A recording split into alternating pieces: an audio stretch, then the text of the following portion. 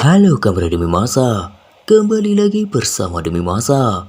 Pada kesempatan kali ini, Demi Masa akan membahas tentang hantu laut penjaga Laut Jawa. Bagaimanakah kisahnya? Tidak usah berlama-lama lagi, langsung saja kita simak.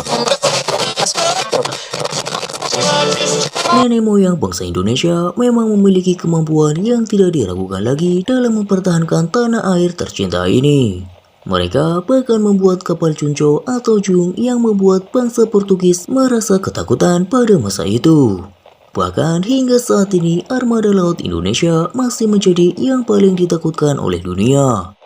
Julukan hantu laut masih melekat kuat bagi pertahanan laut milik Indonesia masa kini.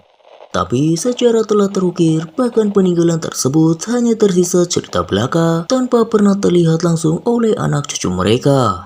Namun, catatan sejarah masih dapat dibaca dan dikenang oleh generasi penerus Indonesia. Seperti bagaimana proses menghilangnya peninggalan nenek moyang bangsa Indonesia yang sangat menakjubkan itu.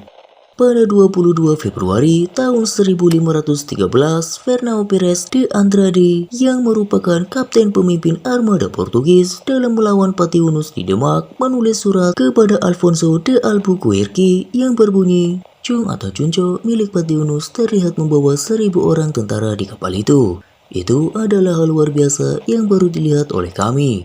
Karena bahkan Anunciada atau kapal Portugis jika berada di dekatnya tidak seperti kapal. Yang mulia, kami telah menyerang dengan bombar, namun hanya dapat menembus di bawah garis air meskipun itu adalah tembakan besar kami.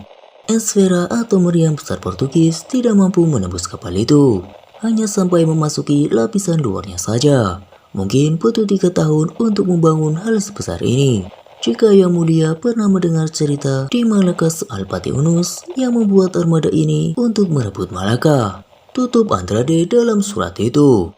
Sayangnya di balik kapal raksasa yang menakjubkan ini, ada satu kelemahan yang menjadi strategi Portugis untuk membuat nenek moyang kita bertekuk lutut.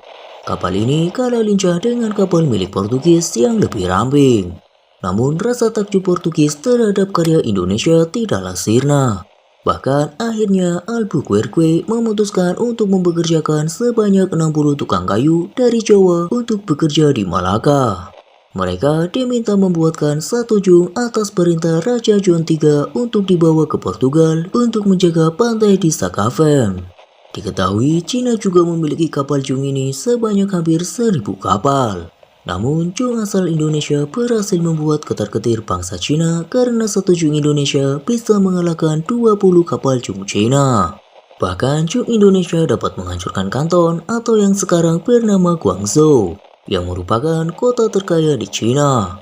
Penjajah Portugis masih berlanjut pada tahun 1574. Ratu Kalinyamat menyerang Portugis di Malaka dengan 300 kapal. Yang termasuk 80 jung atau cunco dengan bobot 400 ton di dalamnya dan 220 kelulus. Sayangnya penyerangan ini berhasil ditekuk oleh Portugis yang membakar sebanyak 30 cunco milik Indonesia. Hal ini dilakukan karena kapal galeon milik Portugis sudah mengalami perkembangan hingga memiliki bobot yang seimbang dengan jung Indonesia. Dikutip dari tulisan karya Anthony Reid, kegagalan Jung dalam melawan Portugis ini membuat keyakinan para pembuat kapal dari Jawa menilai bahwa kapal yang besar namun kurang lincah beresiko terlalu besar ketika sudah diserang Portugis. Sedikit demi sedikit, kapal milik Indonesia berevolusi menjadi lebih kecil dan juga lincah. Namun sayangnya, kekalahan Patiunus menjadi angin segar bagi Portugis dalam mengalahkan Indonesia. Indonesia akhirnya menggunakan lancaran, kurap, dan gali.